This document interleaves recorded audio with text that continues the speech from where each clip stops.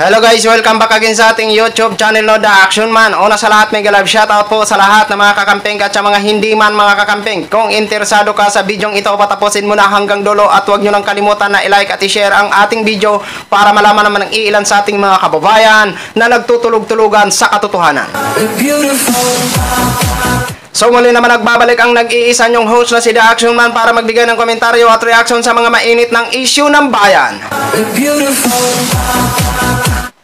So ito ho mga ka-action, may gusto lang ako na pag-usapan ho natin. May isa kasing senador na nagsasabi ho mga ka-action na sa nagdaang administrasyong Duterte ay wala daw na magitan na tensyon sa West Philippine Sea. Gaano po ba ito katotoo? Kasi may narinig po tayo na isang senador ho na nagmamagaling. Na proud siya nung panahon ng nagdaang administrasyon ay wala daw tensyon na nangyari sa West Philippine Sea. Yan ho ang ating alamin ngayon mga ka-action. Makichika ho tayo sa News 5. Naging matinding tensyon sa pagitan ng Pilipinas at China sa West Philippine Sea noong nakaraang administrasyon. Ayon po yan sa isang senador. Legit ba yan? I-fact check po natin.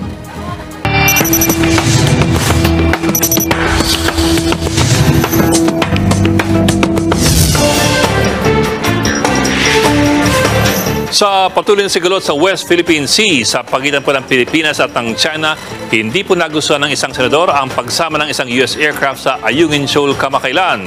Sa isang Senate inquiry noong September 12, ginit ni Senator Robin Hood Padilla na hindi kailangan ang third party gaya po ng Amerika sa gantong sitwasyon. Nakaya naman daw ng Pilipinas i-handle ang tensyon sa West Philippine Sea sa loob ng 6 na taon. Ang dagdag pa ni Padilla, wala raw naging malaking escalation sa pinag-aagawang teritoryo noong nakaraang administrasyon. Mga kapatid, medyo misleading po ang mga pahayag na yan. Sinuri po yan ng Facts First PH at ng Philippine Star. Matatandang ilang insidente rin ang nagpataas ng tensyon sa West Philippine Sea noong panahon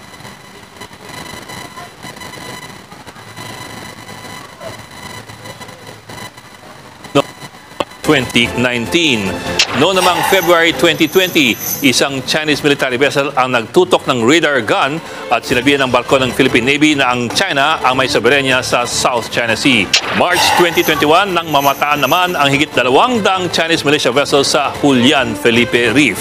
Sa kasunod po na buwan, hinarang at hinabol ng Chinese Coast Guard ang bangkang sinasakyan ng Filipino News Team na nagko-cover naman doon sa West Philippine Sea.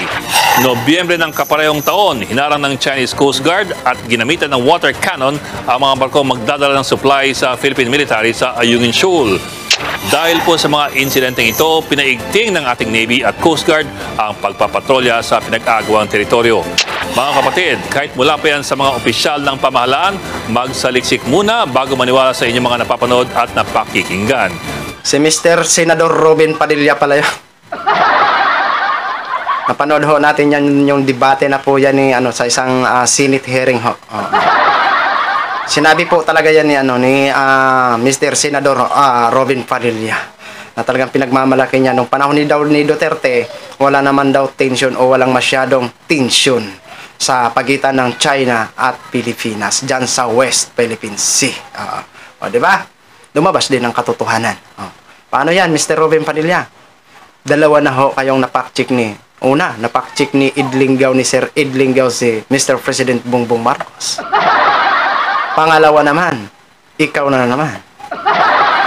Misleading naman lahat ng pahayag mo. Pilit mo pinagtatanggol at pinagtatakpan ang iyong iniidolo na dating presidente ng Pilipinas na si Digong Duterte. Hindi ko na alam kung kung magbasa ako ng mga comment diyan. Nako, wala po talagang positive kung hindi puro negative na komento. Alam naman po natin na marami po talagang ayaw dito sa pahayag o naging senador ito si Mr. Robin Padilla. Kasi nga ho, nung siya po ay naupo, talagang astig na astig dyan sa Senado. Wala naman pong problema kung magiging astig-astigan ho kayo dyan sa Senado. Kung matalino po kayo. Pero kung tama lang po, kagaya po ang utak nyo, talagang normal lang ho sana. Normal lang, neutral lang. Marunong po sana mag-research. May Google naman I-Google mo lang yan. kung totoo ba na may nangyari nung panahon ni Duterte sa pagitan ng China at Pilipinas dyan sa West Philippines. Lalabas yan. Oo. No? Hindi yung sobrang kasing pagmamagaling, sobrang pag-iidolo mo na akala mo walang nangyari. Ayan. Wala ho tayong magagawa. Na-fact-check po ang mga misleading mong mga sinasabi. Oo. Kaya yun lang ho, mga ka-action, mga kakamping vlog, share ko lang ho sa inyo. Maraming salamat po sa lahat ng ating mga viewers, Luzon, Visayas at Mindanao all over the world. Ako po ang inyong lingkod, si The Action Man. Good evening, everyone. Beautiful.